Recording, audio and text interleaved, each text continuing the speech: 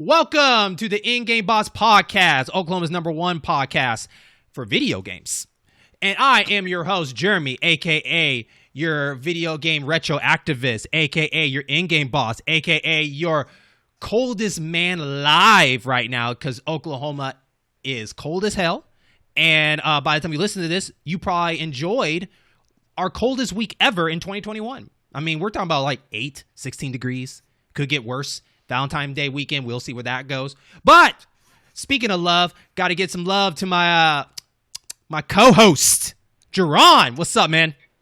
Hey, a.k.a. the evil of Aku, a.k.a. the grumpiest bear, a.k.a.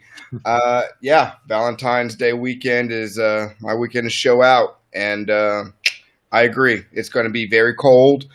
We are in the midst of our third winter in the 13 seasons of Oklahoma. Our third and final winter before we move into full spring or tornado season. So, dude, let me tell you something. Like, I don't know why I'm beginning not to like February ever, because I feel like February in Oklahoma is worse than January with winter. Like, winter in January is like, you know, it's cold, it's snowy sometimes, but here, February always seems to be the worst because, like, it just gets cold. And this is worse than when we had that freezing rain, you know, that tear down every single tree in Oklahoma. You know what I mean? Like, that rainy frost was terrible. But we are not alone on this show. We have a special guest for us, a very great guest, a guest that you heard of his name and you heard of his intro all over our last season, season 4. But we got to do our special segment for our guest, Jaron, called Checking Our Guests In. So, are you ready, sir? Check. Yes. Okay. All right. So, to check him in, I want to let people know that he's from Missouri. Check. All right. His 3 favorite games that he's currently loving right now is Breath of the Wild, Zelda. Always. Check. Binding of Isaac. Also always. Dead Cells. Check. Yeah. And he is our chiptune artist, our first chiptune, well, second to Metroid Mike. But for 2021, he is our first interview of chiptune artists. But his name is Zach, but he also goes by the name of AZD0wN. What's up, man? How's it going? Man, it's doing well. Thank you so much for making the time to come and be on the show. It's funny because, like, the last time I talked to you was probably about 6 months ago when we asked you, hey, can we use the music? You're like, hey, thanks, guys, cool. And then you get interviews like, oh, I existed though still. And so, no, you know, we reach out to you. The way it got started was, I think I did a message. I'm looking for chiptune artist, Metroid Mike. I think he retweeted it. You were the only one that actually responded to it. So, you know. Oh my God, was I really? Yeah, only one. That's just crazy, you know. Wow. Yeah, that's crazy. So that's when I started doing the research. So I follow your cookie crumbs to your Bandcamp where you can find all his music. There'll be a link in this episode too, so definitely check it out. And he'll do his plugins at the end of the show. But no, we went there and I just started kind of just scoping out your music. So far, you have what it looks like 2.5 albums. Is that correct as of right now?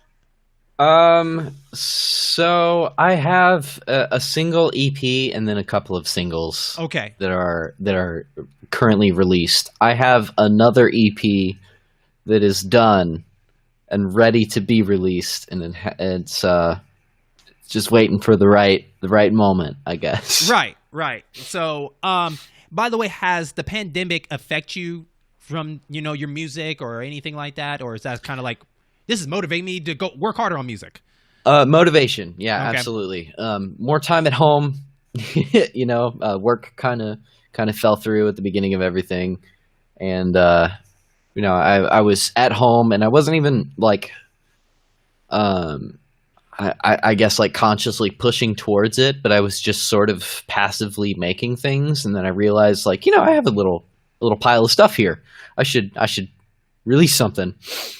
Mm-hmm. And so I worked towards that. But yeah, it's been more of a catalyst, okay, creatively, for sure. And off recording, you are also affected by the cold that's going on over there in Missouri. Oh man, yeah, it's freezing here. There's snow on the ground. It snowed for like 4 days straight here. Woo. It didn't accumulate that much, which was the crazy thing, but it did like snow nonstop for just about 4 days straight. It was crazy. Are you a snow person in general? Do you like winter, or are you more of a summer, spring?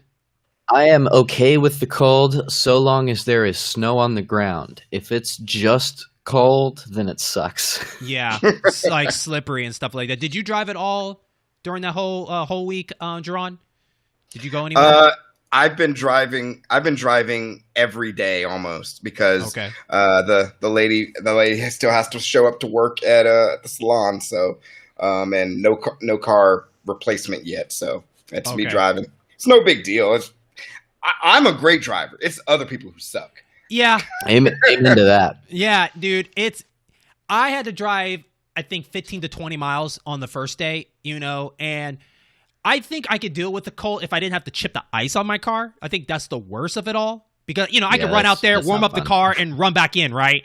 But there is like, I got a chip on the ice. I feel like, one of the like Disney dwarves in the mines is digging. That's how I feel like when I'm chipping the ice all over the car and stuff. It sucks. And especially like my car is going through some issues, which I named my car Samantha. She's a Chevy Trailblazer. She has a hard time right now heating up unless the car's moving. So here I am warming my car up for an hour.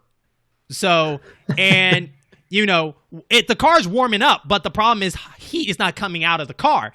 So it's not until I start driving the heat starts commencing and it starts getting going. So here I am going out in the cold, and then when it's time to go, I'm jumping in a cold car, and then I have to drive. Like, I feel like I need to build a fire in my car. Then I'm getting warmed up as I go. I don't know. It's just, it is not a good week for my car. So, but, Samantha, hey, as long as it's still moving, that's the most important thing. So that's all I care about. Yeah. Dang, man. Yeah. The struggle is real, but it's not the end of the world. When March hits, it'll be better, and then, I can worry about taking my car in and get it fixed or whatever and pay like thousands of dollars or whatever. I don't care anymore. Yeah. Surprise tire purchase for me last week. So I guess that was right on time. Oh, that's always fun. Yeah. They're like, hey, your front tires are bald. I was like, really? Yeah. So that's probably why it steers like crap. Huh. Well, crap. It's like I can't put it off. Well, give me two of your cheapest tires. Right. Yeah, maybe with recycled rubber from a Lego set in the back. I don't know. And I'll take 2 donuts, please. Yes. As you know, this is a video game podcast. It's our goal to challenge you, but not only challenge you, but challenge us on fun topics. But this is a special episode. We will be doing an interview that you will hear towards the end of the show. But for now, we're going to get into what we have been playing. Because, last week's episode, we talked about Saturday morning cartoons and what video games we like to see as cartoons. We talked about Earthbound being a cartoon. We talked about Shantae, that Genie. We talked about Grand Theft Auto. That was an interesting choice. Uncharted. We talked about Rocking Cat. We talked, what else did you throw over the Stardew Valley? Yes. The Busy World, Rich or Scary kind of game. You remember that? Remember that show? Hey, the Busy World of Rich or Scary. Yeah, we brought that up. We're like, oh man, that brought memories back. I like that one. But AZ or Zach, what video game would you like to see as a cartoon? If you can pull one out of your hat right now. Oh my gosh. I guess we got to talk about. We could bring up the Adult Swim series on the Binding of Isaac. That's got to be it. I think. It's interesting. We talked about off the air Jet Set Radio. Do we think Jet Set Radio would be a good Saturday morning cartoon? Oh man, I think that could make probably a pretty good cartoon. Something along the lines of like Code Lyoko. Okay. I forgot about that show. That show. They put it on Netflix, and it's all there, and it's horrible glory. Yeah, I used to watch that show off and on, and I was like, okay, I see what you're trying to do with this like French anime style, but sure, yeah, it's another one of those like Totally Spies kind of shows. Totally Spies was better, but yes. Yeah. I put Totally Spies up there with the Winx Club, that cartoon that came on. Oh, So- Wink's terrible. Did you see that the Winx Club has like a Netflix live action series now? I can't believe it, but why not? Sure, why not? You would think by now that they would do a Barbie live action show by now. You know, the life of Barbie doing something. No, I don't know why. Because Dolly Parton's too old. She can't play the part anymore. So, I don't know. I mean, Dolly Parton still got the swagger, though. She could probably That's do a true. cameo or something. yeah, that's true. Yeah. But what have we been playing? So for me, I've been playing The Outer World by Sibian, sci-fi space exploring. You know, the people that brought Banjos. the people that brought you New Vegas, you know, for Fallout. You know, they're known for that. And that's what it feels like. Outer World feels like a Fallout kind of style to it. But, you know, this one is my jam. I've been obsessed with this game. I love this game. I told Jaron that it might get a 10 for me, but I need to complete the game. But so far, it's fantastic. I play it every night. I love, like, all the characters. I'm a sucker for sci-fi, especially, like, if you're giving me kind of like a Fifth Element kind of feel. And so, Oh yeah. you know what I mean? Like, that's my favorite sci-fi movie of all time, you know? Oh yeah. That's great. Yeah. So, like, I like that this whole corporation owns the galaxy kind of thing, you know? Yeah. Like, so you're in this space and, like, you're getting immersed in this world because based on how all these planets and all these places are owned by companies. And, like, it is so scary thinking that even the story, it changes history of, like, I think one of our U.S. presidents was still president or something. This is the path that it would go. It's kind of like Fallout. If we lost the Cold War, this is the way it went, right? So this is the same way as, like, Outer Worlds. Like, what happened if the president did this? And they were basically saying, like, we would be advertisements everywhere. Advertisements would be taking over the world. Just everything has to be advertised so much that they own you, right? It's like Wall-E. Yeah. But We're close to that already with advertisements, but sure. Right. But, like, even the part, like, it was one sad moment where, like, when I officially, like, became the captain of the ship and there was a couple dead bodies on the ground and this guy comes up and he was like, hey, do you know what happened to these bodies? And he was like, no, I don't. You know, I lied. You know, I killed them. You know, but the fact that he's like, do you need help? It's like, no, I'll take care of it from here. He's like, what do you mean by taking care of? Like, well, they're owned by the company. They're owned by Space Choice. You know, if it's not the best choice, it's Space Choice. That's her look. and they said no. They're these bodies are owned by Space Choice, and that's scary, right? That's scary. Like, you're owned by a company. So, like, they're responsible. Yeah, they're responsible for wherever happens to you and all this stuff.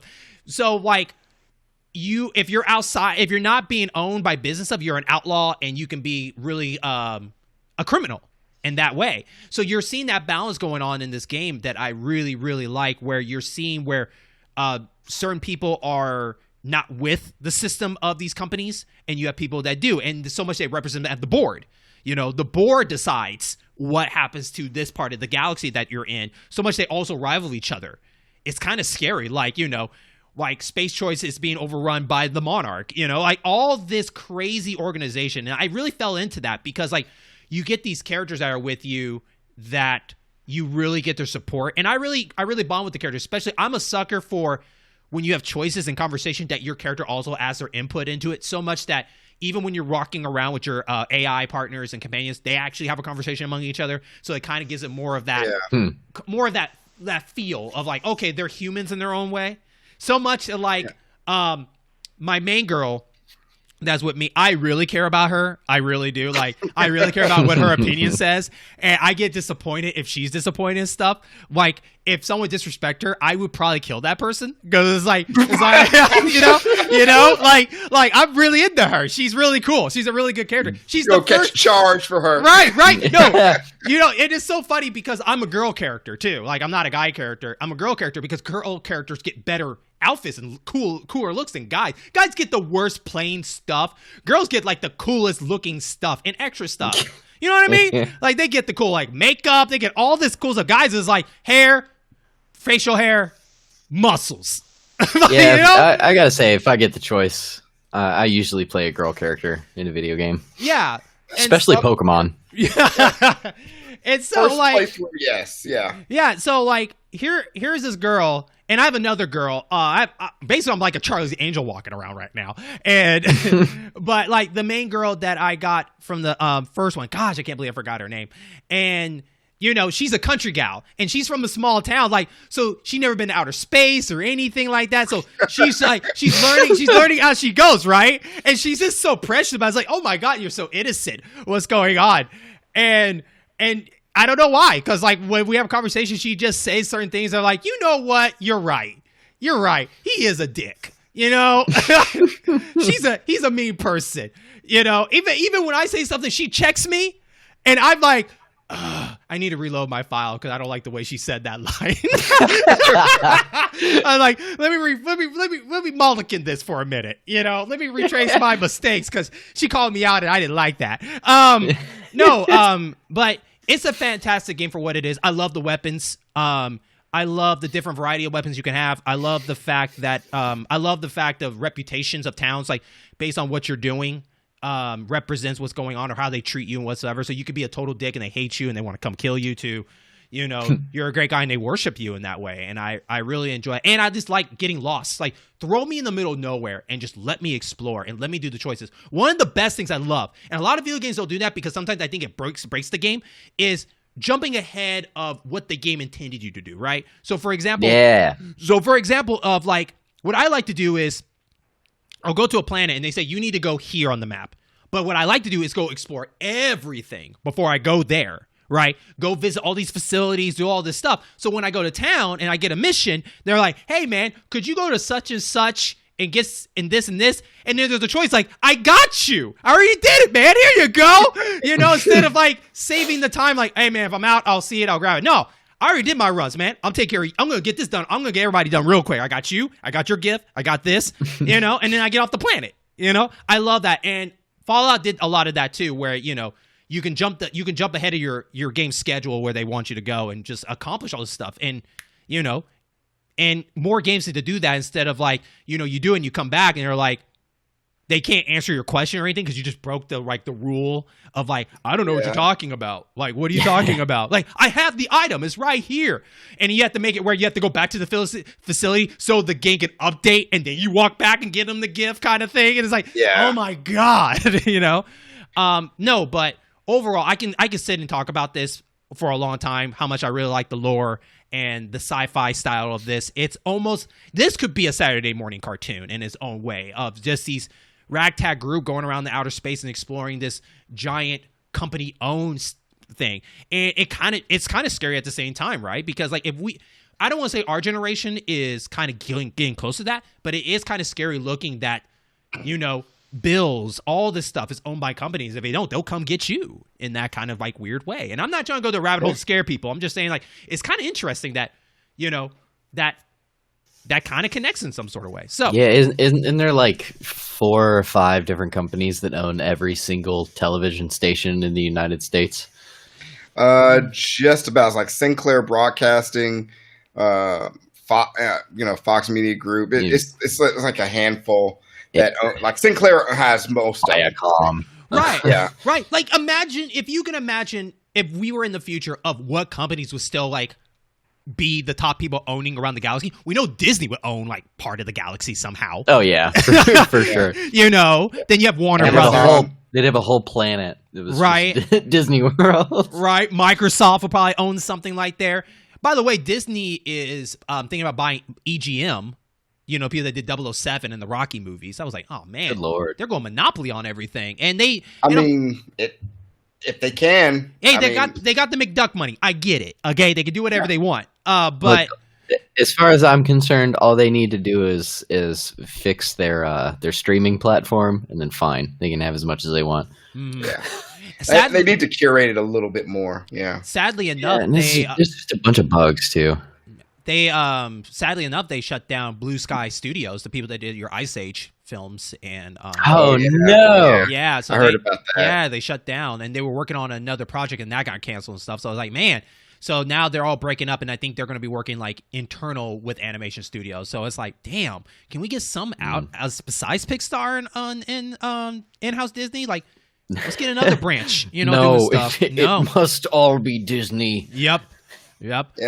I mean, what is going to happen is similar to the game industry. You know, you have your big studios releasing these AAAs, but a lot of the games that are getting attention are these independents, these indie studios. They're releasing A and AA games. We're just gonna see that with more animation now. I mean, you already see like independent animation. People are releasing independent films and whatnot. So I think we're going to see more of that, the pushback. I'm excited. Yeah. I'm excited for that. Yeah, I mean, like 2019 was, most of that year was dominated by Animal Crossing and stuff like that. And then Hades comes out and suddenly everybody's like, oh, well, this is the game of the year. I know, right? Yeah, everybody was talking about Hades, and to the point that, even before Cyberpunk came and belly flopped, Hades, people were saying Hades was the one. I don't subscribe much to the Game Awards because it's really just a glorified popularity and marketing contest. Yeah, but, whatever. Hades still collected. They collected. Yep. At the end of the day, it's all about what you like, right? Jaron, what have you been playing? Speaking of what I like, I ended up stumbling upon this game, talking to some of the guys. I used to be in a game kind of competitive gaming clan. We just kind of turned into a casual gaming group, and it's Valheim. It actually just came out last month. So Valheim is take Minecraft, take Ark, take Rust, take The Forest, take all of that stuff, take Conan Exiles, all of that stuff, that survival, PvE, survival, build your resources and make a base camp kind of game, and put it in Norse mythology. Okay. And not only that, put it in an engine so simple, the entire package is 1 gig. Wow. So you can fit that bad boy on a stick, on a cheap USB stick. And it's Valheim. I mean, the graphics, obviously any computer can run it. A gig. Any computer can run it. It's early access right now. It's $20. It's in early access, and I'm enjoying it. I think part of it is the interaction between the people you're playing with, because my first hour into it, I crafted an axe. And I just went to the first tree I saw and started chopping on it. And unfortunately, I miscalculated how tall that tree was. So when the tree went timber, the physics are fairly accurate. Tree went timber, it landed on one of the guys' houses that I was playing with. And he was yelling at me over Discord. He's like, "Did you just chop down? Why are you chopping down trees around my house?" Because I have an axe. It's like, I have an axe. Your house is still standing. Don't worry about it. Your house is still standing. So I chopped up the log and collected all the wood and carried it over and started building my house. These guys built huge freaking Viking mansions. I built a little hut, got enough room for a fireplace. Okay, all right. Compared to how many hours it took them to do it, it's probably nothing for what you did. So of course you're gonna have a shitty little house at first. You know what I mean? I mean, it's not shitty. It's just very modest. I mean, I got the stairs. That's a good way. That's a good way to sugarcoat it. That's cool. Yeah, that's cool. Hey, I got enough room for everything I need: a bed, my workbench, 2 chests full of stuff, and a fireplace with our cooking fire where I can cook my ill-gotten gains. Look, man! Everybody's played Minecraft and waited it out in a 2x1 hole underground for the daylight to come back. Yeah, and that's the thing. It's procedurally generated. So you could either run a player-run server, just leave your computer running all the time, and there's a server on it, or you could actually pony up I can't remember how much money it is, but it's pretty cheap to rent a server monthly, and it's a dedicated server, and you and whomever else, it's up to 10 people at a time, could just hop in, play, and it's persistent. So you could have 20, 30 different people, 10 people at a time, go in whatever time, and there's your stuff, and you could just build a whole world. Like one of the guys who started playing, he already built a giant wall shutting out the outside world with like multiple gates, shutting out the outside world. Except my spot, there wasn't enough room, so I had to go out into the wilderness and build my hut. So I'm getting attacked.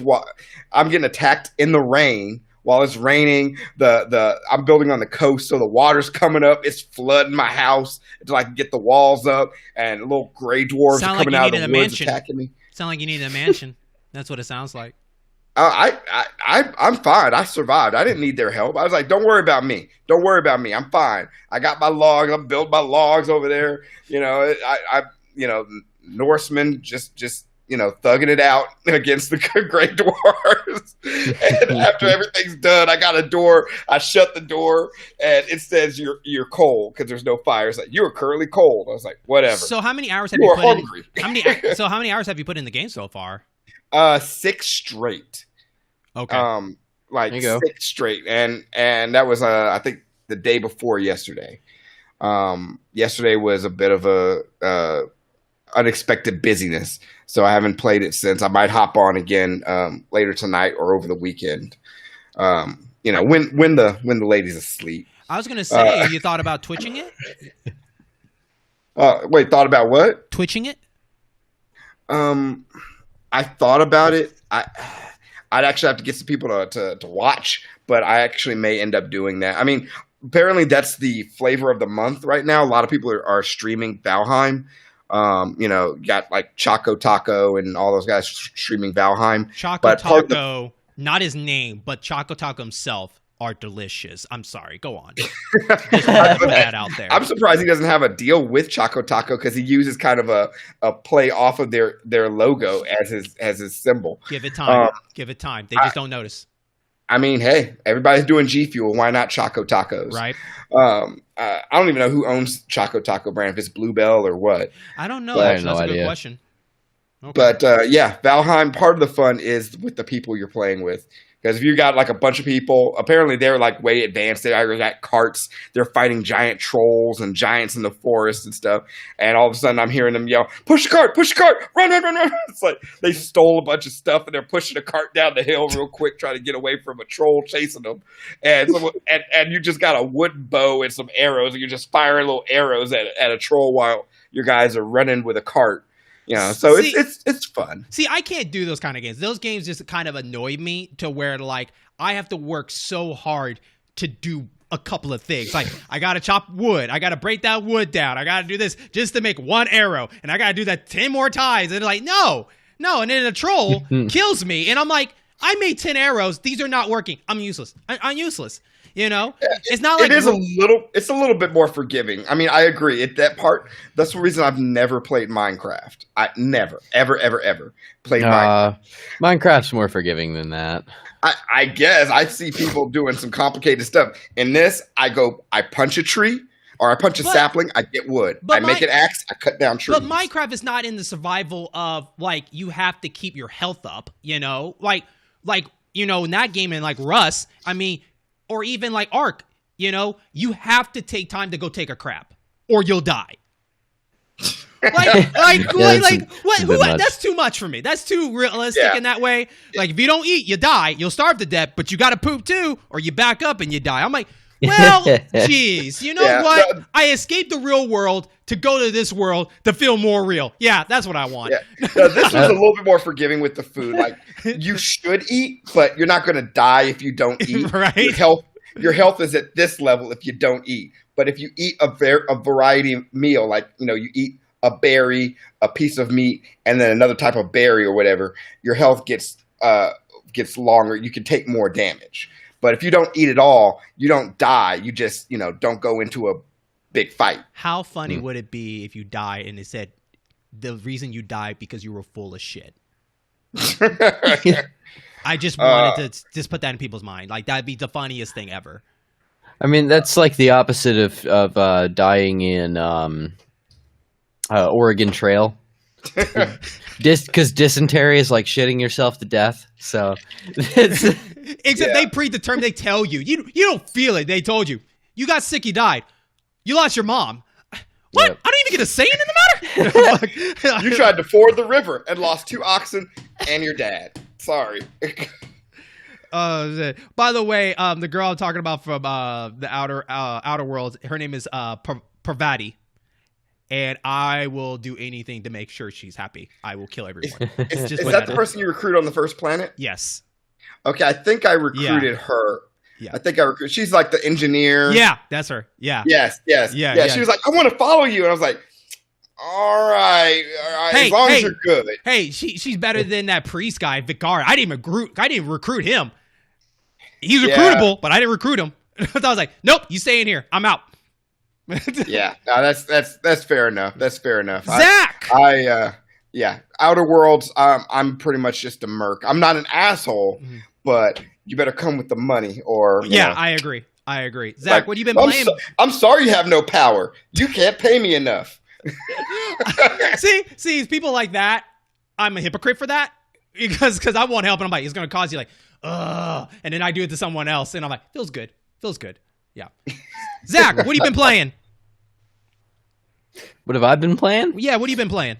I've been playing Dead Cells. I picked that up recently. It went on sale on the Nintendo eShop, and I decided to pick it up. Okay, all right. It's your typical roguelike fare. You know, every run is different. The items you get are different. The map layout are different and stuff. But it's that's my cup of tea. So, are you a fan of like the Soul-like style of that game? Like would like, you know, like Dark Souls in general, or do you like more of the 2D style like these? So I've played a little bit of Dark Souls, and I've also played a little bit of Bloodborne. I don't really particularly like that style of game very much. It's probably the 2D simplicity of it that gets me, but I also I prefer my attack buttons to be mapped to the face buttons instead of the trigger buttons. Okay. I don't know. It's something about that bothers me a little bit. It is a weird. It is a weird transition, especially like Jaron and I play older games. We're used to that, and then we get that transition of that game, like shoulder buttons. Like this makes more sense for shooters. Yeah. I grew up in the era of like Nintendo 64 and Game Boy Advance, so I'm not used to the trigger buttons doing much of anything. Right. You know? Yeah. No, I understand. I've only played Demon Souls. I have Bloodborne on the free PlayStation Plus, but I've never touched it. Demon Souls, it had me for a few hours, and I was like, nope, screw this. You know, I know it's trying to be like punishing, but I'm trying to play these games to relax. Yeah, I understand the appeal of a video game that is hard, like on principle, and that's the whole shtick of the thing. But like, if I want that, I'll go play Super Meat Boy, or something a little more simple than a Soulsborne game. Yeah. Dark Souls for the strong. You guys are weak. No, I'm just kidding. I'm just kidding. Yeah, I just need to get good, I guess. Shout out to friend of the show, DC. He loves him some Dark Souls. He loves anything that's like weird. On top of that, like I like Persona. Punishing. Yeah, he likes that. Like any of Shin Megami games, those are punishing. He likes punish games. Yeah, shout out to DC. No, I want to jump in, have some fun. I don't want to pay like half my gold to save or get told I'm a wimp if I save and I want to quit after like 3 hours of continuous play. That makes me feel bad, man. Level. Yeah, I'm an old man level of gaming. It's like there's a we were joking about that a while back. There's a difficulty, but it's like old man or I got shit to do difficulty. And it's like original Castlevania but with save states. Yeah. That's the way to play that game, anyways. But I always been a big fan of trial and error games where, like, you know, you die and you try to learn from your mistakes, right? And then get better and better. And that's why, you know, Hades would be a great fit for me, and Dead Cells whenever I decide to get to that. Those are the type of games I would really enjoy. Yeah, you probably like Flashback, that old Sega Genesis game, Flashback. I played it. Another World. Nope. Nope. That's trial and error. Dude, that is... I don't like it because I don't like how the animation goes with it. It's a little clunky for now. And it sucks that the remake did even worse, right? So, you know, that sucks. Even Another World. It's very clunky. And I wish I played that at the time that it was made. You know what I mean? And so, yeah, it looked crazy good back in 1993, 2 or 3. I remember the magazine articles in GamePro and Electronic Gaming Monthly. They were like, "Oh my God, this is the future of gaming! The graphics and I mean the hype. That's the whole thing. If you ever find yourself getting hyped, either of you guys for a game, just remember how they wrote about games back in the early 90s. Oh yeah, for sure. When Sega CD and CD media was starting to come, was like really getting big, like Beyond the Turbo CD, and the computer games were getting big. They're like, "Oh my God, this is the future! Oh, it can't get any better than this." I was like, "Okay." Yeah. hey, You'll dude, just wait till Half-Life comes out and you shit your pants. dude, I was a sucker when I was little, man. When it comes to games like that, like those consoles, I'm like, it can't get better than the N64. It can't get better than the Dreamcast. You can't get better than the PS2. And even now, like the PS4, I'm like, where is it gonna go? You know? And now PS5, I mean, it's not day and night. Like this is the first time for PS4 and PS5, or this last gen and next gen does not feel like a day and night anymore. It just feels like feels like more of an improvement, not like compared to like PS2 to PS3, or hell, the biggest one was PS1 and N64 to the next gen. That was the huge one. Yeah, that was a big gap.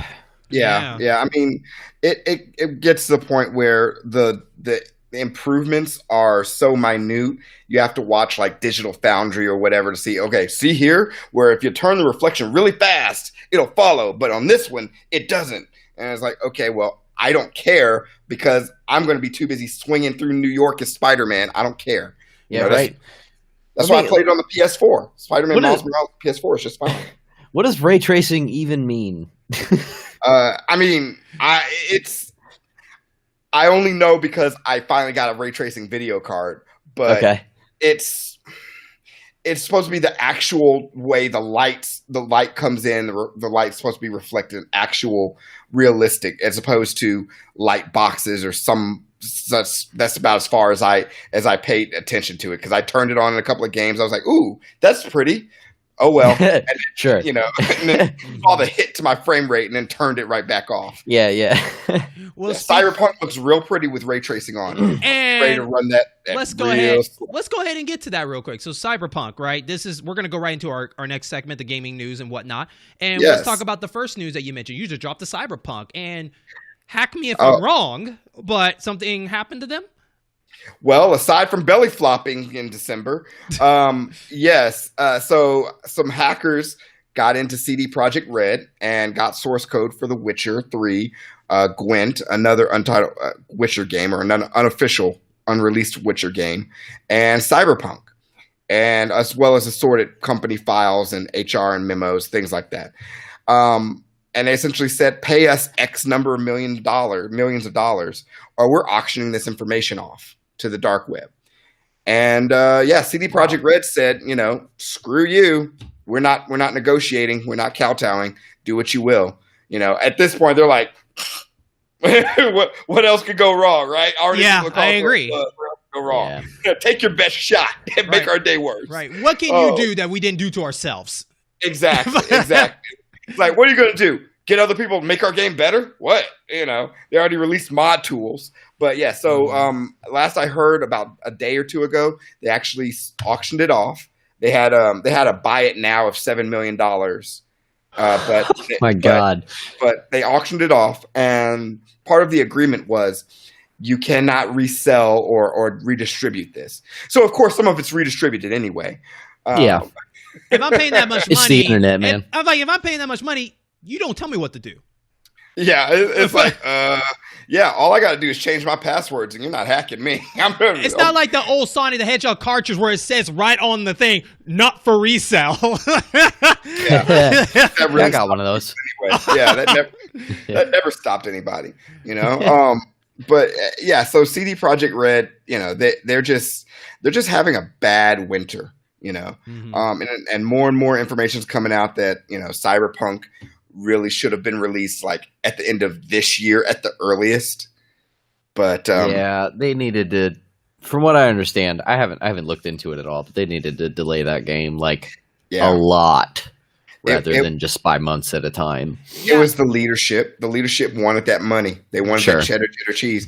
And They let their QA and their dev team take so many hits before they said, sorry, that's on us. So, but yeah, they got hacked. Cyberpunk got hacked, and apparently, or CD Projekt Red got hacked. And I mean, hey, we'll get some more mods. We'll get some more PC mods. Well, it's one of those things they shot themselves in the foot, right? Here's a game that got announced in 2012, didn't start until 2016, showing demos way before that the game, even though the game was not in development, they showed this fake trailer and whatnot, as showing that that's where they want to be by the time the game is made, which don't show anything. It's almost like Watch Dogs all over again.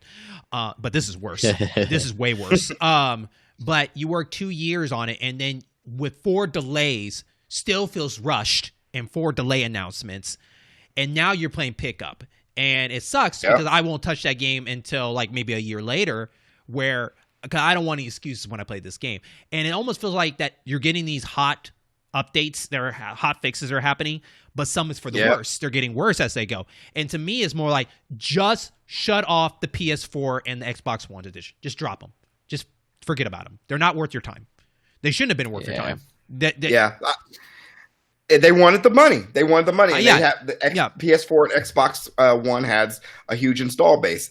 But honestly, if they had just said, "Hey, to give you the version that you guys deserve, PC next gen consoles only," people was like, "Aw, snap!" But I understand. Yeah, but the problem is they also they misquoted themselves because due to the next gen, these games were dedicated to the PS4 and Xbox One at the time of the announcement. They were coming for those consoles, right?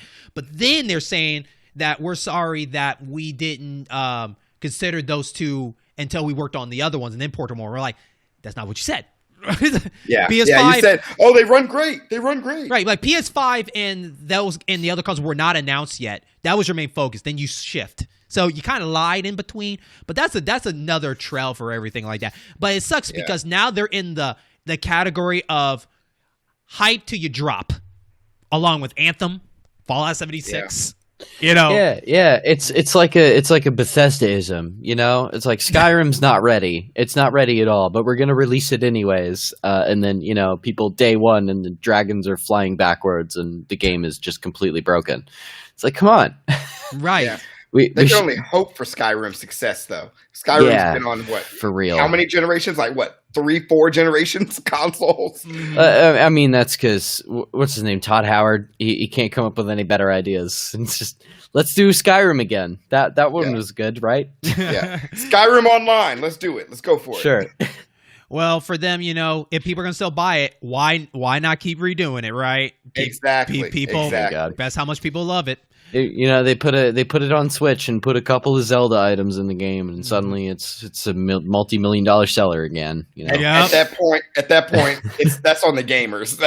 Yeah, that's fair. That's on us. That's on us. It's like nobody's forcing you to do this. They're offering you these games. Yeah.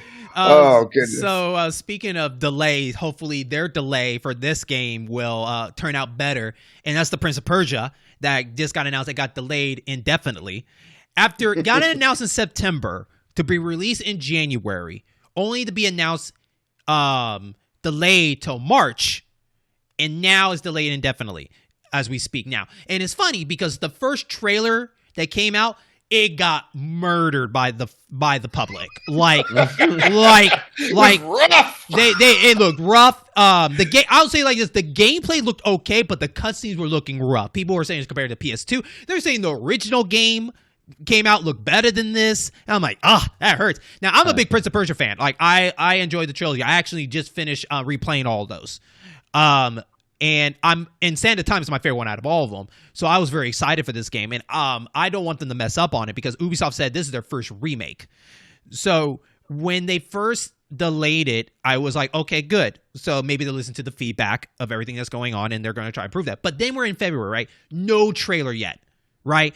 On top of it's coming out in March. Like you got to show us something of some improvement, right? Like where's the improvement?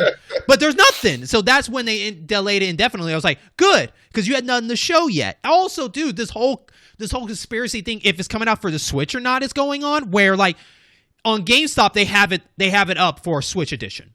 but Ubisoft saying it's not coming out for the Switch. So like, I think the delay infinitely is going to announce a Switch version too, because like, don't act like this game can't run on Switch, and that's dumb that it's not coming on Switch because it was on the GameCube. All three of them were on the GameCube. It's like why are you kicking them out? You know, it's almost like the Mass Effect of anniversary thing all over again. Like, why is Switch getting kicked out? It has the biggest install base. EA, you better work on your shit. Anyways. Yeah. I mean, Mass Effect. Can you imagine playing all three Mass Effect games on the Switch? That'd be amazing. That'd be amazing. I mean, don't get me wrong. I'm probably still going to get that on the PS4 or PC, but still, Switch. Yeah. It could run them, and that's the thing. If it can, it probably should. They could even be cheap about it and do them separate releases. They could do 1, 2, and 3 remakes and then charge more. No, that's the EA way, but at least it's on the console. Fair. So, you know, just like the Devil May Cry trilogy, all three of them are on the Switch separately. You can't buy a collection of it all, right? Right? It's kind of weird. But back to Prince of Persia, I'm glad that it got delayed indefinitely. They're giving it to a studio. It looks like they never really done a video game yet. And it's cool that they're... it's not a disrespect or anything like that. But you never heard this studio. It's like Ubisoft India. Like, this is a new branch. They haven't brought anything out. So apparently they're going to be in charge of doing this remake, right? And the fact that they got the old actors to come back and do their roles and everything like that's awesome. But at the same time, you know, the game got to look good. This is your one chance. Because if Prince of Persia does not do well, we're not going to get any more entries. You know, it's more of a make it or break it, or we're just going to get 10 more Assassin's Creeds or something like that, you know? We're going to get 10 more Assassin's Creeds anyway, like one every other year. Right. Right. But, you know, maybe they'll make it Assassin's Creed Prince of Persia style. I don't know. But that's beside the fact. But I can't wait for the Assassin's Creed game that takes place in the future. That's all I'm saying. We'll see. Yeah. I mean, so I have not played Odyssey or Origin or Valhalla. But I've heard good things about, you know, all three of them.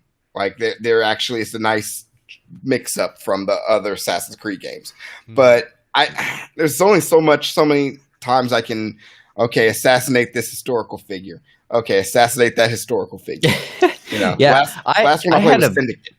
I had a bad experience with Assassin's Creed actually, because my first one was Black Flag. I bought an Xbox One that came with Assassin's Creed Black Flag, and I played about 10 minutes of that game, and the very first mission is you running through the woods chasing somebody, and it's supposed to it's supposed to teach you how to play the game, but it also really feels like that, I've been playing Assassin's Creed since the first one, and it barely gives you any instruction. And I couldn't get past the damn tutorial, and I ended up selling the entire Xbox because of that. I was like, wow. Just get rid of it. Just get it out of my house. You're like, just the hell with this. I retired from Assassin's Creed, but I wouldn't sell the console. Man, that game really hurts you in a bad way. Man. Well, I mean, PlayStation 4 has got the better console exclusives in my opinion anyways, but I'm a Nintendo boy at heart, so I stick to Nintendo consoles. Welcome to the It's club. all good. I mean,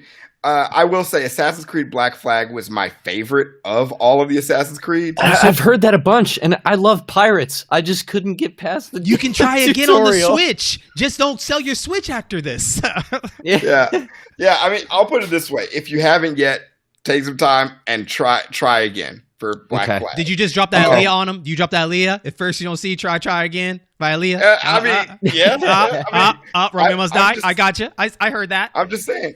I liked Assassin's Creed the first game. I liked 2. I played 10 minutes of 3 and said screw that. You know, Black Flag was where it's at. You know, Syndicate was okay.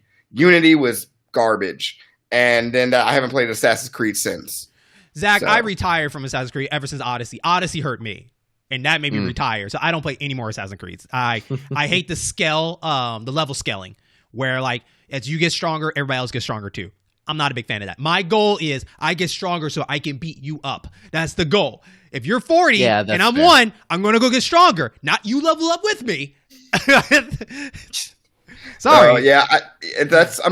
But Ubisoft's style, both of you guys know Ubisoft's style of open world for a while. I don't know if they've changed it with Watch Dogs Legions or Valhalla, but it is you're here. You eventually go to some tower or some high place, and that unlocks a whole bunch of mini you're not missing. maps It's the same and thing. missions and stuff. It's the same thing. And then you go to another tower and do the same thing. They did it with Far Cry. They did it with The Crew. They did it with Assassin's Creed. They did it with Watch Dogs. It's that whole go to a central location. That became the defining way of doing open world, like for the last 10 years, 10, 11 years. I mean, if you got a style, then stick to it. But I also appreciate, I appreciate the fact that we had people like Monolith Soft working with Nintendo on Breath of the Wild, and they completely redid how an open world game is even looked at. And I appreciate that kind of stuff. Yeah. So I played Breath of the Wild on the Switch. I only played it on the Wii U. Okay. So steering back, okay, we're going down the rabbit hole. Back to the Prince of Persia. Sure. Go back to his baby. Yeah, back to the Prince of Persia. No, I'm glad it's delayed. Hopefully, the next time we see it, we'll have a release date and what all is coming on, and hopefully it will be better than what it looked like. And for people like, it wasn't that bad, go watch it again and then really think about it. Like, could it look better? Yes, 10 times better. Especially it's coming out for the next gen consoles. Like, you're gonna have to step it up. You're gonna have to step it up, Ubisoft, on that. And then on top of that, just a quick little thing to add on. They said they are gonna slow down on AAA games and work on some free-to-play games. So that's just something to throw out there. Because that's where the money is. Yeah. So Hyper Skype, good luck with that. Okay, so moving on. Speaking of Nintendo, you guys are just helping me on these segues. Speaking of Nintendo, so the rumor in the story about Netflix doing a Zelda, well, it's true. But not anymore, because due to a leak, that show is not happening anymore. They canceled it. I think there's more to that story, but whatever. And then on top of that, we actually hear that there was a Star Fox show also in the making that we did not know about, and that's also canceled too. Pour another liquor for Star Fox, because my boy Jaron here is a big Star Fox fan, and I tell him that Star Fox is not really that good anymore. So. Yeah, Star Fox gets sabotaged left and right. That's all I'm gonna say. If you want good Star Fox content, you need to go on YouTube and look up A Fox in Space.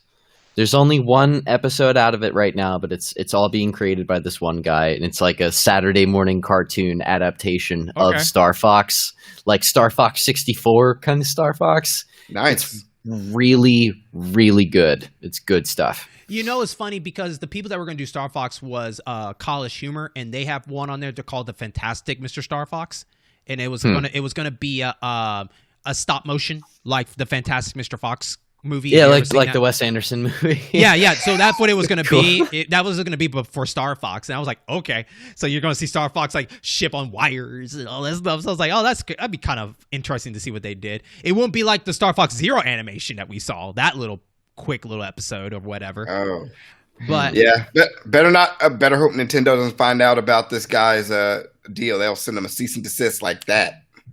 I'm pretty sure he's gone through it, because he actually had his pilot aired on not Comedy Central, Adult Swim, like a few years ago. That was where I saw it. Oh, okay. But I think he's like far enough removed from it. It's okay, because it's considered parody. Okay. Yeah. Fair enough. It's still really good though. Okay, definitely check that out.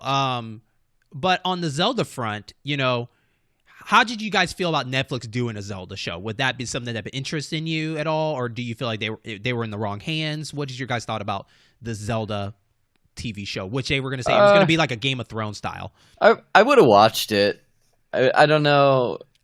I would have given it a chance at the very least. I don't know. It depends on how serious they tried to take it, or how I don't know, cringy they tried to take it with like the wasn't it like Deke Entertainment that did the original Zelda cartoon? I think so. I think so. I think they worked on it because it was like every other Friday on the Super Mario Super Show.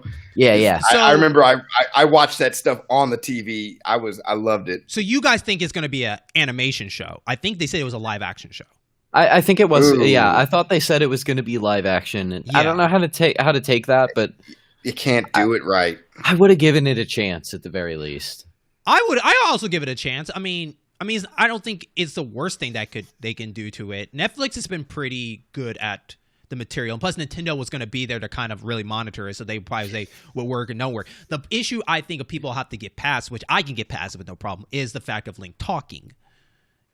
Well, he talks. He's just never been voiced in a game. Mm-hmm. But like I think, they did a really good job with the Witcher series, from what I understand. I didn't watch it, but my girlfriend watched it, and like all I've heard about that show was that it was very good.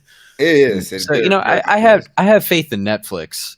I just don't know if I have faith in Nintendo to let Netflix do their thing.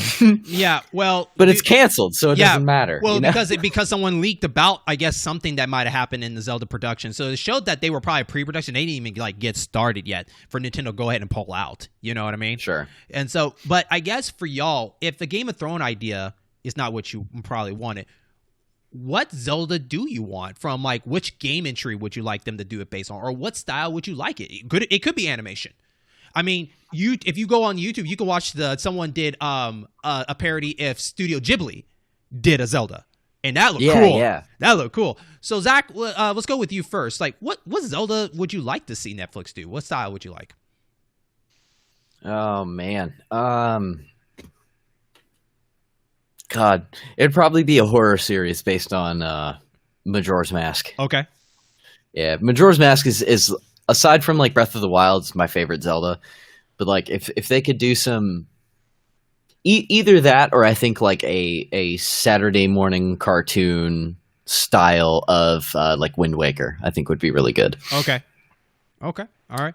I think I would have loved two things. One, I think the best one to start out with would be Link to the Past, because you get kind of this, this boy learning the world, and then there's that dark side to go after after Ganon. So you get kind of see both worlds. Like first season gonna be the light side, and second season gonna be dark side. But also, that'd be cool. But also too, an anthology wouldn't hurt. That'd be kind of cool if like an anthology, so we get like different links and how they all connect in some sort of way. That'd be kind of cool. I still my ideas. I'm sorry. Did Circle take the square? Yeah. I'm sorry.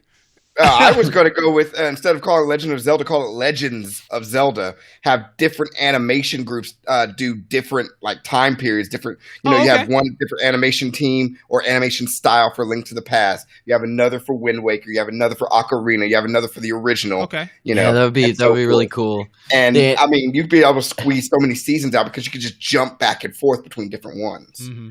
The season on Zelda 2 could just like suck really bad. But be like secretly good at the same time. Mm-hmm. That was Nintendo trying something different, like the action RPG. Sure. Something that was not unheard of, but just rare at that time. But they executed it poorly. But I will say this: for all of Nintendo's faults, they take chances on things. Absolutely, yeah. Mm-hmm. I say Zelda 2 sucks, but honestly, it's not that bad of a video game. It's just confusing where to go. That's all it is. It's very confusing where to go. It's strange. Yeah, that's the thing. I think if they did a remaster of Zelda 2 and added a little bit more guidance, it would be actually a pretty damn good game. If they gave Zelda 2 the Final Fantasy VII remake treatment, that would be awesome. I was gonna say Zelda 2 is like equivalent to Castlevania 2. Like Castlevania 2, you don't know where to go. You need the book to help you. Oh man, Simon's Quest is so weird. Both those games were victims of just shoddy localization. People did not take localization seriously in the 80s. Hell, even part of the 90s. They're like, just run this through the dictionary. I am right. Yeah, or it's like kneel down for the wind. Wait, what? So that was on Nintendo and localization, but I would like to see remakes of both those games. It'd be pretty cool, yeah. I would like maybe a story about from Zelda's point of view of stuff. That'd be kind of interesting to see, because we never really get to see Zelda's point of view of things, like how she meets Link and all that stuff. A lot of people are speculating that's what Breath of the Wild 2 is going to be like. Maybe some kind of like asymmetric multiple characters where like you get to play as Link or as Zelda. I could dig that. I mean, the last time we played Zelda, like Zelda was in the CDI game. Yeah, and that's nothing. Yeah. So, And Yeah. you should. I am going to bleep all that out. All right, go on. No one talks about CG. No one talks about the Philips CDI. Oh goodness. Hey, it has its place in history. It's what happens when you Sadly. let anybody touch your stuff. You know, it's funny. They do. I would love to. I need to see if someone fit that in the timeline. Where would that be? You know. One of Yeah. Gamelon. You should look up Polygon. Brian David Gilbert did an episode about the extended universe Zelda timeline. Okay. It includes everything from like Zelda Monopoly and like all kinds of stuff. Oh snap! I have Zelda Monopoly. There right. you go. It's a part of the timeline. Oh man. So, speaking on Zelda, on our next episode, actually, because Zach brought up a question for us, and we're going to talk a little bit about it, but we are going to mainly talk more about it in the next episode. But, the Zelda 35th anniversary is coming up because I think this month will be the 35th anniversary of the original Zelda coming up. It should be February, yes. Yeah. So with that, in our next episode, we'll be talking about like what we want to see from the anniversary and what games and what predictions that we think is going to happen and whatnot. But Zach, since you're not going to be on that episode, let's go ahead and talk about a little bit about the 35th anniversary. How excited for you, and what do you want to see from the anniversary? So, all I want, honestly, is a version of Skyward Sword that I can play without using the motion controls. Okay. But I think what we're probably going to get is something along the lines of like what we got for the Mario 35th anniversary, the 3D All-Stars pack kind of thing. I think we're probably going to get something along the lines of like probably Ocarina of Time and either Wind Waker or Twilight Princess and Skyward Sword. Okay. That's a meaty pack. I think that's probably the most reasonable thing to expect. If not all three, then two of those games probably. Okay. But I mean, that's the thing to think though. Like Zelda games are way bigger than Mario games, so it's harder to fit three complete remakes or re-releases or ports or whatever you want to call them. As opposed to three Mario games. That's an interesting prediction. It's weird. I'll probably talk more about it, but I'm kind of also leaning towards the two, since the Link Awakening did so well. I wonder if the Age and the Oracle ones are going to get some love. Ooh, nice. Ages and Seasons. Yeah. Like get that remake treatment, like Awakening, in a double. That'd be interesting. I did like playing Oracle of Seasons. So I have yet to find Ages, but I wouldn't mind that. Like, I mean, Nintendo can make bank. Okay, so my prediction: the rumors are that a Nintendo Direct is coming within the next week or two. Sure, that's the rumor. Mm-hmm. Whether it does or doesn't, whatever.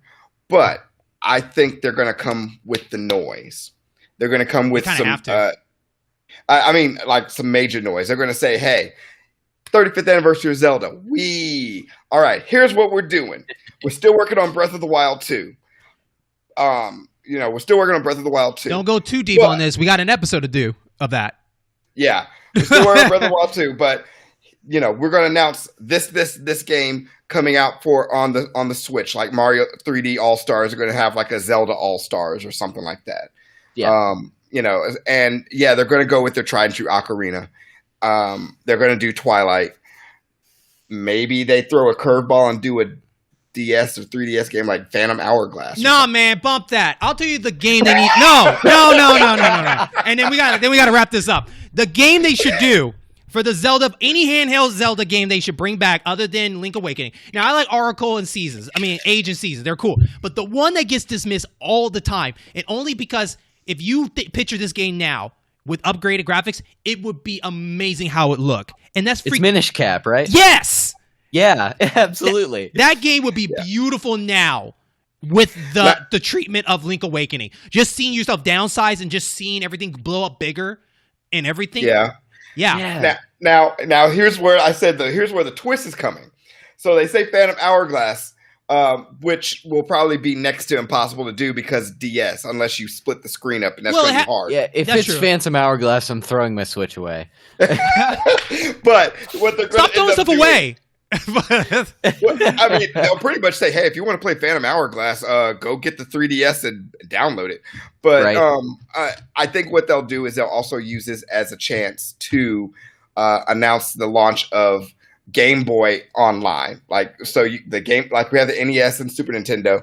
Now we're going to have Game Boy and Game Boy Color, and that's where you're going to get your original Link's Awakening or DX version, maybe Oracle of Seasons, Oracle of Ages. And, you're going to get that on there. And yes, eventually Minish Cap, if they go into the GBA, Minish Cap. Don't make it sound like Minish Cap was good. Don't you sway it off like and Minish Cap. Like that's the black sheep of everything. Like, no. I'll give it another shot, but I didn't enjoy it when I played it. Ugh. I want to see Four Swords come back.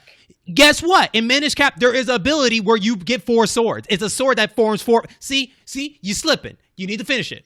You need to play it and finish it because you slipping. I want the actual Four Swords game. I did not like that Triforce game that came out on 3DS. I don't like it either. Triforce Heroes isn't a Zelda game. It didn't feel right. It didn't feel right. You should be able to enjoy playing the game by yourself. You shouldn't have to find or rustle up 2 friends. Yeah, play it. That's weird. Yeah. So, but yeah, so I think they're gonna drop some news. And it's going to be, a compilation game for the Switch, and they're going to bring out Game Boy, on Switch, Game Boy Online or Switch Online with the Game Boy. And then at the very end of the Direct, because they love doing this, they're going to say, "Oh, by the way, Breath of the Wild 2, Switch Pro launch console." All right. Title. Yeah, sure. You remember everything you say because you're going to repeat this again in the next episode. I will. I'll repeat it, and I'll look good doing it. All right. Do you? All right. So, with about 25 minutes left of the show, let's get to know Zach, a.k.a. AC Down, or, how I said wrong the first time, As Down. That's how people come at it first. It's fine. Yeah. So, like I said, you're the only one that replied to Metroid Mike's post, and that's when I went to your music, hit you up. You said, "Yeah, we got you on the map on our show about you." But I want the listeners to know who you are since we picked you. So bring us back to memory lane of, the games that you love growing up and how that helped inspired you to be a chiptune artist and whatnot. And we'll go from there. Oh man. Okay. So my first video game, I'm pretty sure my first video game ever was the original Sonic the Hedgehog on Sega Genesis. Okay. And I mean, if you're not even a little bit familiar with that soundtrack, you should be ashamed of yourself. It's very good. And then Spring Yard's my favorite song on that game. Putting that out. Spring Yard's fantastic. Yes. And then I said this earlier. My I guess what I would consider my native console, the one that I'm the most familiar with, would be the Game Boy Advance. And all 3 of the Sonic Advance games on there have fantastic soundtracks, and I fully recommend everybody to go and listen to them front to back because they're really good. Mm-hmm. And then. I've always just been kind of obsessed with video game music as a whole. More often than not, if I have a song stuck in my head, it's from a video game. It's not pop music or a band or anything like that. And people ask me what I'm listening to, and it's like, you probably wouldn't want to listen to it because it's just a soundtrack to some obscure ass video game. I feel you. Same here. Mm-hmm.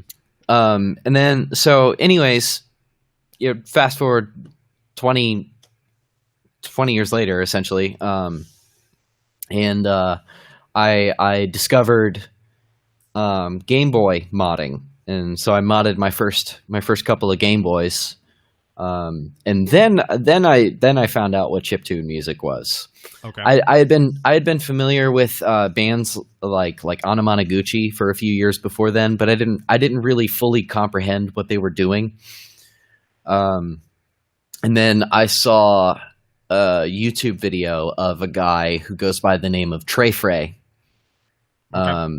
doing a live DJ set on 4 Game Boys and a mixer, and that was it. Oh, nice. And it broke my brain, and I just decided like this is what I want to do, and it's such a clear, obvious choice because I'd been playing music forever, and I love video games so much, and it's like, well, duh, why haven't I been doing chiptunes from the start? Because it's basically all I care about, anyways. Mm-hmm. And then I got kind of roped in by a couple of people who are involved with Chiptune=win, which is sadly not around anymore. And that's a long story, and we won't get into it right now. Okay. But my first real debut into the chiptune scene was on their Volume 8 compilation album when they featured a song of mine. And it's been all chiptune all the way down ever since. Okay. So for the listeners, what does your name stand for? Like, what does the AZ stand for? Oh man, nothing really. Okay. It just sound cool. So when I was in high school, I took a Photoshop and web design class, and in one of the programs that we were using, in working with text, there was a button that changed whether the text was aligned horizontally or vertically, and on that button was a letter A, a letter Z, and an arrow that pointed down. And I just said out loud, AZ down. Yeah, I kind of like that, and I'm just going to use it for everything now. Okay. So for people that I'm sorry, Jaron, you want to say something? No, I was just saying, hey, whatever hits that spark, go for it. It's been there for like 6 or 7 years now, and it's my name on everything. Nobody's ever used it, so that's good. That's good. Oh yeah. So you would say that Sega music was probably your most influence to your music, or would you say there's different kind of music that influence your music? I mean, yeah, Sega Genesis stuff. That FM synthesis sound chip that's in that console is just a force to be reckoned with. There's a couple of artists that I listen, chiptune artists that I listen to, like Daya, who use a program called Deflamask that emulates that FM sound chip. And so you are basically composing music for the Sega Genesis on it, and it's some of the stuff that I've heard come out of that program is like some of the coolest music I've ever heard in my life. And so would you say, for instance, on Sega alone, so for me, I think the most iconic soundtrack for me I'll always remember from the Sega was the Streets of Rage 2 game, right? Would you say for you, would that be one of the people that kind of influenced you, or was there any other Sega games other than Sonic that helped you influence? There was there was this one like Power Rangers side-scrolling beat-em-up game for the Sega Genesis that had a particular song in it that was very good. And then I don't know if you've played any of the Shinobi games. But Shinobi 3 for the Sega Genesis just has an absolutely awesome kick-ass soundtrack. Mm-hmm. Damn right. So, have you ever dipped into like music from like Super Nintendo or anything else that helped influence your music? Yeah, I love some Super Nintendo soundtracks too. Who doesn't love the athletic theme from Super Mario World? Okay. Because like your music also reminds me of old school Capcom games, and I'm not gonna throw Mega Man out there because I don't hear the Mega Man style. It'd definitely be more Castlevania. I would okay, so more of a Konami style. Okay. Yeah. Okay. Cool. So now when it comes to your album, it looks like outer space is a big theme for you in this, especially your logo is particularly a Gumby if he was an alien. I guess. I like to think of him as an alien. Yeah, I call him Munch. Munch. Okay. Yeah. Okay. How did you come up with this creative character that is Munch?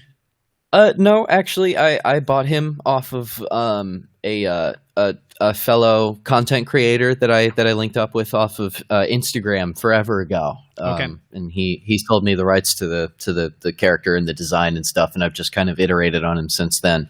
Okay. I can't draw or visually design anything worth a shit.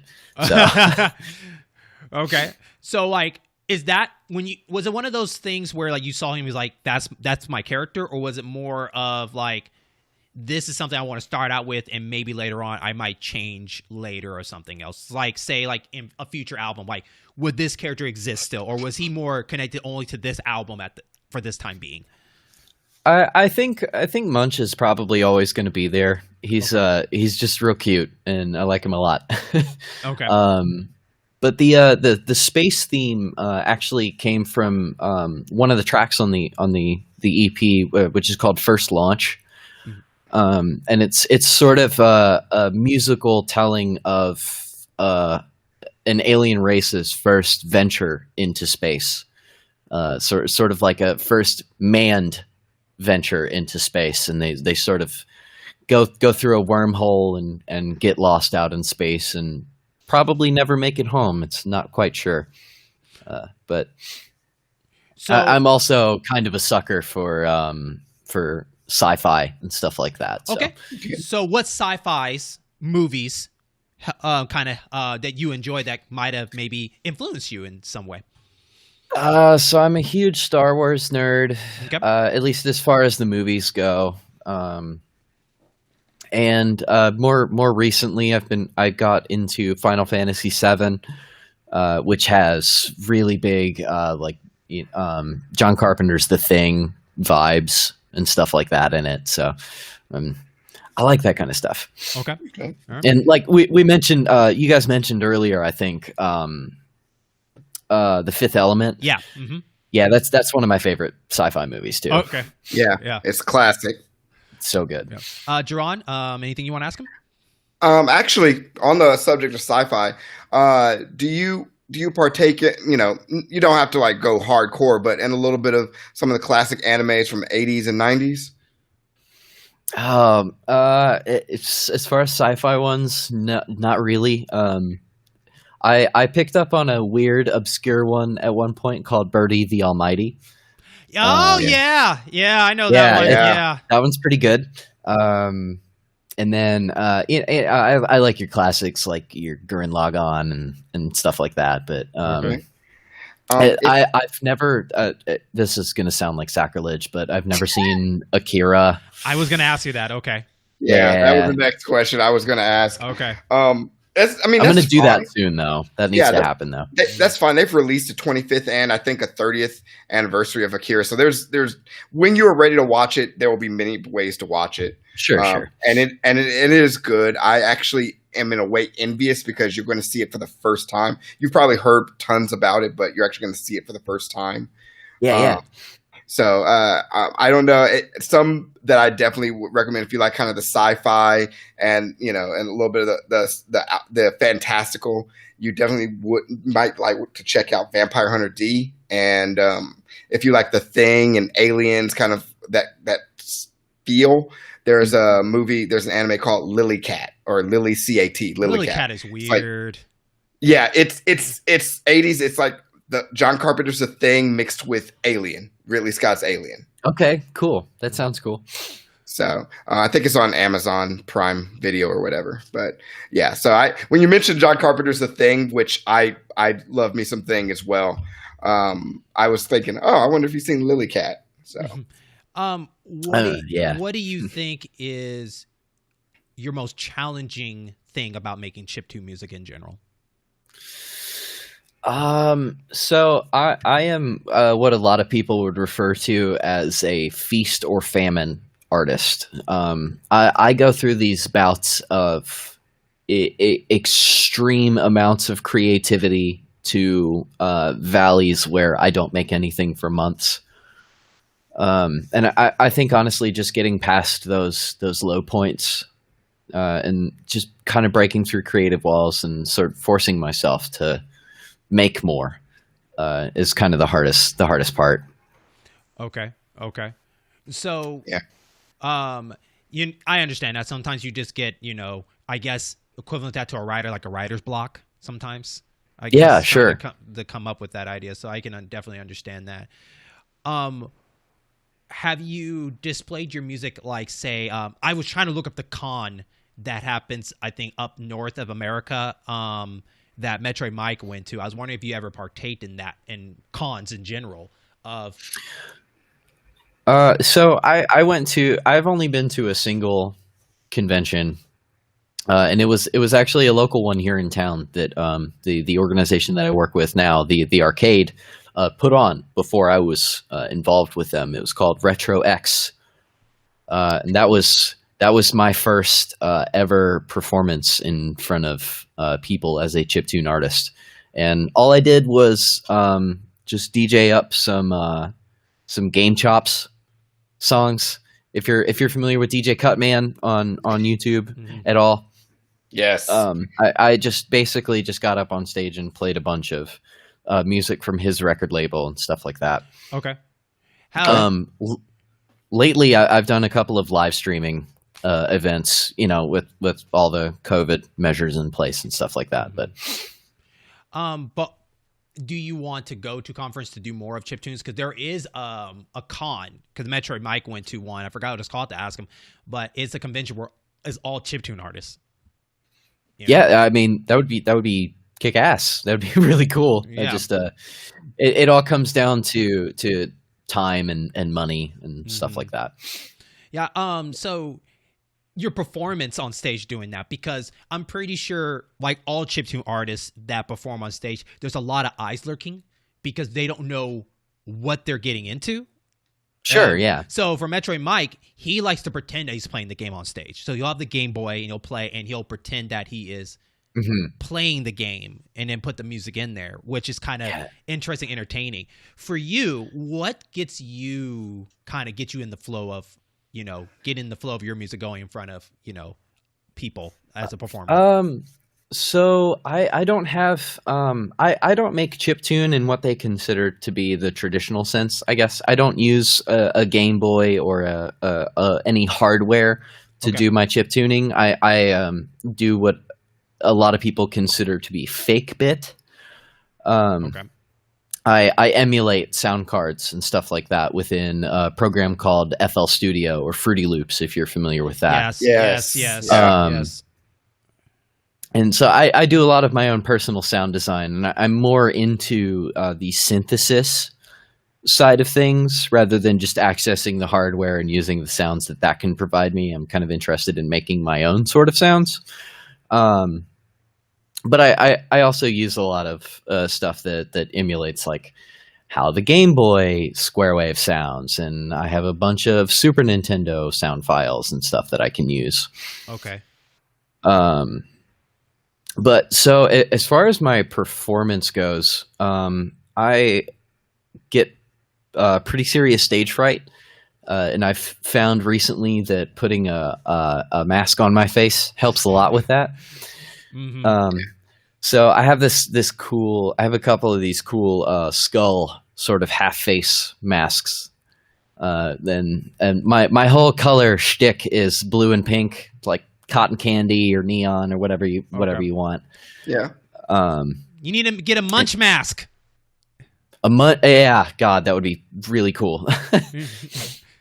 Look like Marshmallow, or is that that DJ's name, Marshmallow, or is it just Mellow? I forgot. I think it's Marshmallow. Yeah. I don't know. Yeah.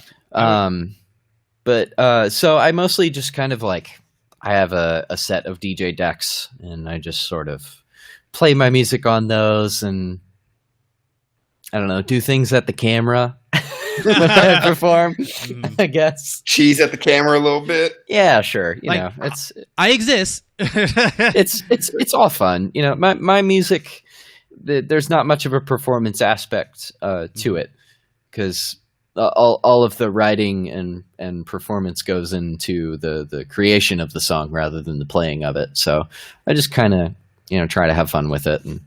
Okay. Actually, Jeremy, if I can hop in with a question.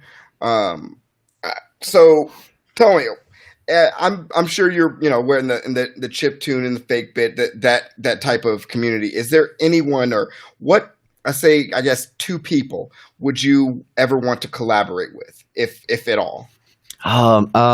So Brick Breaker, if you've heard of him, his name is Neil. He's wonderful, and he does like Game Boy super melodic chiptune stuff. His music is awesome, and I think it's really cool. And another artist, I don't know, probably Rob KTA. He's a personal hero. He does a lot of he did a lot of like Sonic remixes, and he really likes Ridge Racer music and that kind of stuff. He makes some complicated, crazy jazz shit, and I love it.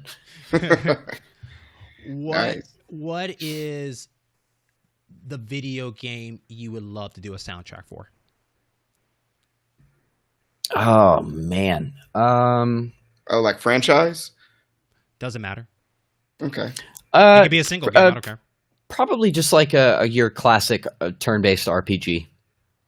Okay. I think I could crank out a soundtrack for a nice, like a Final Fantasy kind of game. So you would do like I could do that. You do a Final Fantasy? Okay. Yeah, probably. I'm not gonna say I'm like on the same level as Nobuo Uematsu or anything like that, but it's funny you say that, because your music feels like it'd be more in the Star Ocean. In what now? Star Ocean? I'm not familiar with that. Oh, okay. That's a famous sci-fi franchise under Square Enix. It's a Star Ocean series. Okay, cool. Yeah. It's under Square Enix now. I think it used to be Tri-Ace or whatever. Yeah, but Star Ocean's been around since the Super Nintendo. So, that because your music sounds more spacey for that. So I that would be pretty cool. I honestly got Secret of Mana 2 a little bit in there. Yeah, okay. Yeah, so I think you could probably even slip some a little bit of Phantasy Star. Yeah, I can see some that. Phantasy Star, yeah. I can see that. I can see that. Yeah, I can see that. Yeah. So, what is the future that is AC down? So, like I said earlier, I have an EP that's finished, and it's ready to go. I just haven't quite released it yet. And then past that, I don't know, more music eventually. Okay. I'd like to, maybe work on a game at some point if that ever happens. I don't know anybody that makes games really, but that'd be cool. What about collaborations? Is there something in the future like you would love to do a collaboration with another chiptune artist and see if y'all can bust out an album together or anything like that? Would that be kind of cool? Yeah, actually, it's probably pretty likely that you will see a release out of my name and somebody under the name of Thunder Fox Music. Okay. They're another chiptune artist that actually lives in the same town that I do, and is a personal friend of mine. Oh, okay. He's a pretty talented dubstep artist, and I'd like to do some work with him at some point. Awesome. He's actually responsible for mixing and mastering all of the tracks on my most recent EP. Oh, nice. Yeah, that's what's up. Yeah. That's what's up. See the drop the bass on a boss battle there, something like that.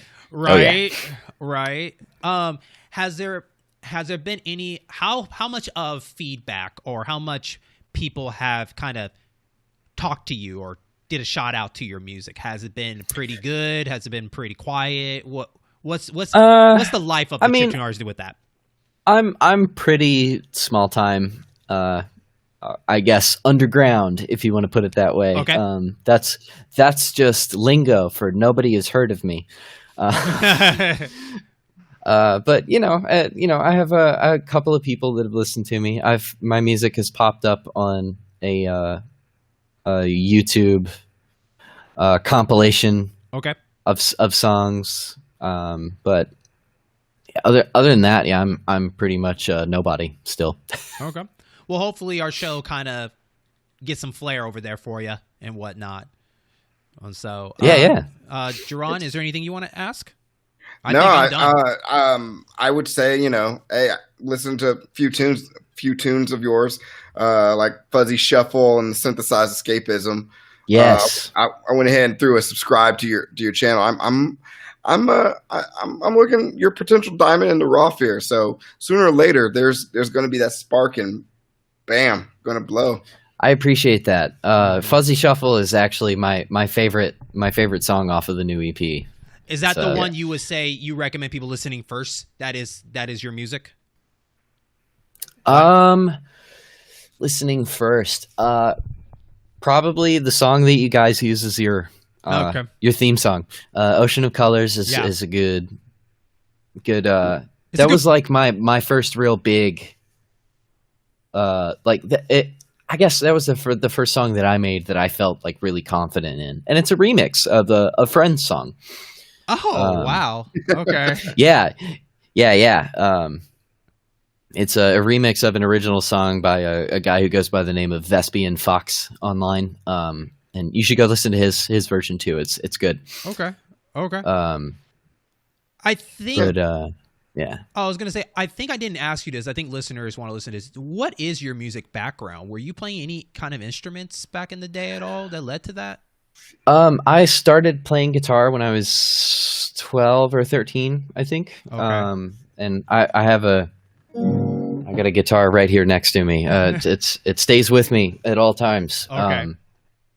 And I'm not classically trained in anything. I taught myself how to play guitar for the most part.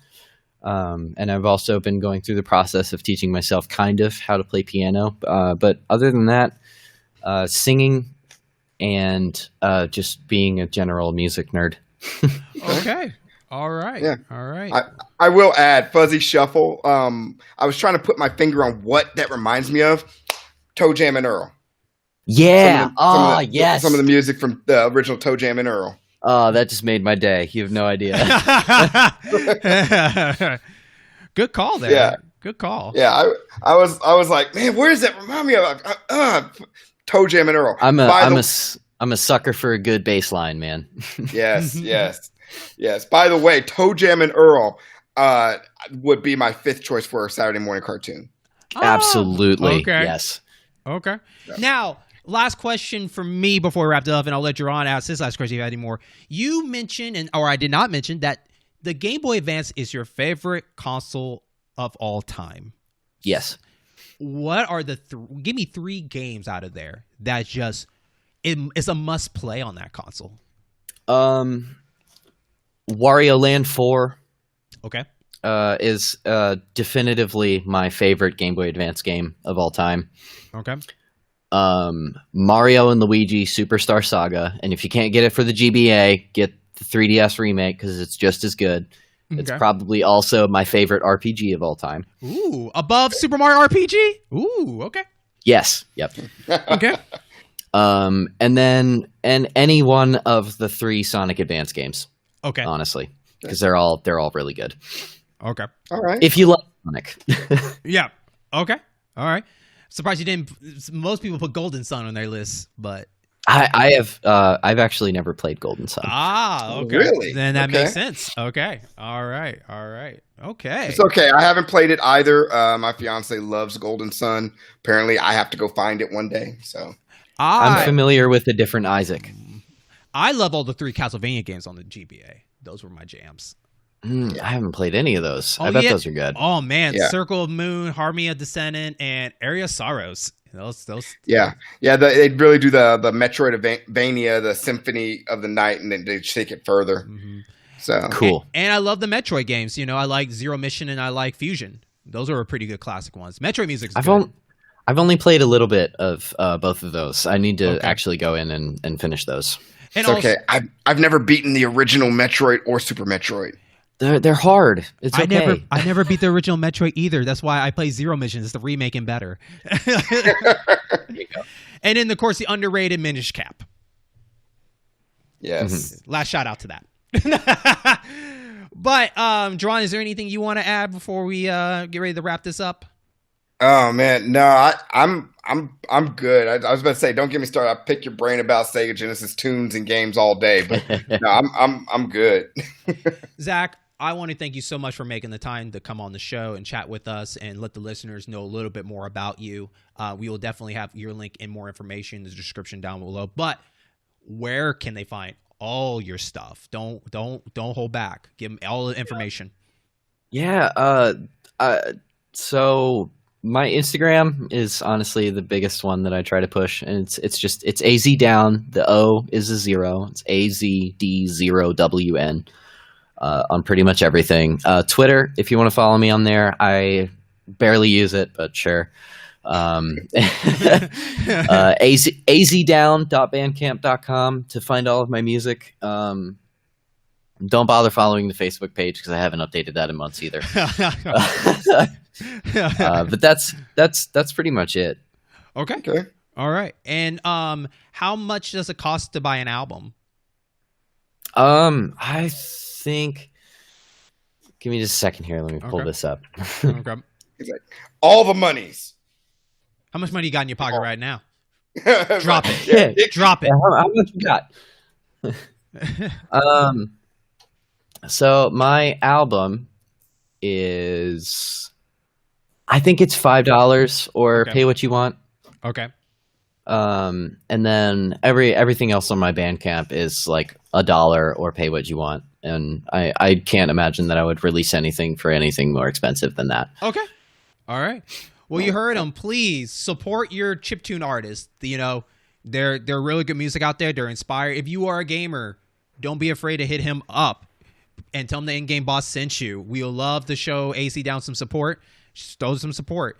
I definitely, in this episode, I would like to. I'm gonna have a couple of his songs playing, so people can kind of get a little kind of taste of what he has and everything like that. Yeah, sure. Yeah. So, but you know, definitely check out. Like I said, I'll have all the links down below. But I want to thank everybody for listening to the show. As you know, this is part of the In-Game Bots program, a network of gaming and other variety shows. So please check out all our great shows on the program. Jaron and I also do another show on YouTube called The Cabinet Session, where we go through a bunch of classic arcade games. You know, the last one that we put out was Bucky O'Hare. So definitely go check that one out. That was an interesting journey from the Konami library of arcade games, and more on the way. Don't forget that we have another one called Buddy Up Gaming that I do with my boy Jerome. You heard him on here before. We just play a bunch of co-op games and whatnot. Don't forget all our other great shows, like our show, the World Gaming Trade Show, where we pick a couple of games that we haven't heard from a while, and we talk about what developers we like to see them do it. And that's a fun segment. And we have more shows on the way later on this year. So I can't wait to present those when they're ready. Hopefully, I'm looking at May. One of them is the return of a show that you probably haven't heard in a while. So I'm excited to present that soon. Remember, we are on Facebook and Twitter. Just to make sure you look up the In-Game Boss program. On Twitter, we are capital P, capital E. So definitely check that out. Or on Twitter, if you want to see all our great stuff, like on YouTube, which, hey, by the way, subscribe to YouTube. You know, we got great content there. We have a link tree. You can link to that. It will take you to all our shortcuts of everything on Podbean, Apple Podcasts, CastBox, you name it, we there. We there to hold you. We're here to hold you tight, hold you close, you know, as we get you through this stage and whatnot. If you want to find us personally, you can find me as RetroAmp07. At the Grumpy Bear 84. And what's yours? On Twitter. Oh, on Twitter. And Zach, one more time for your Twitter. It is the letter A, the letter Z, D0wN on pretty much everything. Awesome. And with that, thank you so much. And we will catch you on our next stage. Stage clear. Let's go. New high score.